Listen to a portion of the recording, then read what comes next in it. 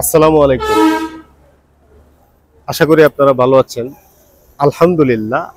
আরো ভালো থাকার একটা গরম নিউজ হলো যে আগামীকাল 1 সেপ্টেম্বর থেকে জ্বালানি তেলের মূল্য মানে সংস্কার করছে। দেশ সংস্কার হইতেছে না, এখন জ্বালানি তেলের মূল্যটারও সংস্কার করিয়া কমাইছে।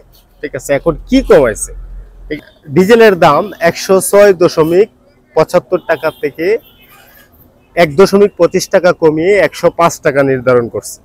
ঠিক আছে, আর অকটেনের দাম হচ্ছে আপনার 131 টাকা থেকে 6 টাকা কমিয়ে 125 টাকা, এবং 127 টাকা থেকে 6 টাকা কমিয়ে 121 টাকা করছে। এটা কিন্তু মোটামুটি একবারে খারাপ কমায় নাই, মোটামুটি অনেকটাই কমাইছে। এখন তো আস্তে আস্তে করতে হবে, হুট করেই কিন্তু বেশি কমালেন যে দেশ যে অবস্থা লুটপাট করে গেছে এরা, এখন কি হুট করেই অনেক টাকা কমাইতে পারবে? এখন এই বিষয়টা নিয়ে একজন লোক আমাকে বলতেছে, এই মিয়া জ্বালানি তেলের দাম কমাইছে, জ্বালানি তেলের দাম কমাইলে কি মানুষ কি জ্বালানি খায়, এই কেরোসিন খায়, ডিজেল খায়?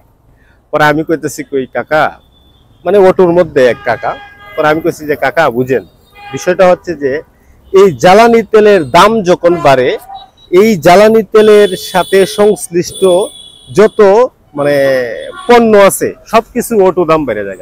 এখন যেহেতু জ্বালানি তেলের দামটা কমাইতেছে, ঠিক আছে, এখন এই জ্বালানি তেলের সাথে যেগুলো জড়িত পরিবহন খাতে, কারণ অনেক পণ্য আছে পরিবহন করে আনতে হয়, এখানে জ্বালানি হিসেবে ডিজেল খরচ হয়। ঠিক আছে, তো এটার দাম কমলে পরিবহনের ভাড়াটা কমবে পণ্য আনা নেওয়ার ক্ষেত্রে। এই ক্ষেত্রে ঠিক আছে আপনার এই পণ্যের দামটা কমে যাব। তার মানে দেখা গেল ডিজেল বা জ্বালানি তেলটা এটা আপনার পরোক্ষভাবে আমরা খাইতেছি, জনগণ খাইতেছে। আমি কথাটা এই জন্য বললাম যে এই জ্বালানি তেলের সাথে আপনার অনেক সম্পর্ক আছে। আমি এর আগের একটা ভিডিওতে কইছিলাম যে জ্বালানি তেলের দাম বাড়লে সবকিছু দাম হু হু করে বেড়ে যায়, যেগুলা জ্বালানির সাথে জড়িত। পরে আমি কাকারে যখন এইটা বুঝাইলাম, পরে হ্যাঁ আসলেই তো কাকা, হ্যাঁ ঠিক আছে এইবার বুঝতে পারছি। আমাকে বলতেছে, আমি বললাম যে কাকা আপনারা তো একটু সময় দিবেন, ঠিক আছে, বুঝবেন ভালো করে ব্যাপারটা। ঠিক আছে, হুজুগে খালি কয়ে লইবেন একটা কথা, তাহলে তো হবে না, ঠিক না? তো প্রিয় দর্শক, আসলে এই যে আমাদের অন্তর্বর্তীকালীন সরকার যে একটা উদ্যোগ নিছে যে জ্বালানি তেলের দামটা এইভাবে কমাইছে, এটা আসলেই একটা মহৎ উদ্যোগ। আর এই জ্বালানি তেলের দামটা কমাইলেই কিন্তু অন্যান্য জিনিসপত্রের দাম কমে যাবে। আশা করি এভাবেই কিন্তু সংস্কারের মানে ধাপটা এভাবেই মানে প্রত্যেকটা সেক্টরে এভাবে কিন্তু আস্তে আস্তে সংস্কার করা হবে, ধৈর্য হারা হলে চলবে না।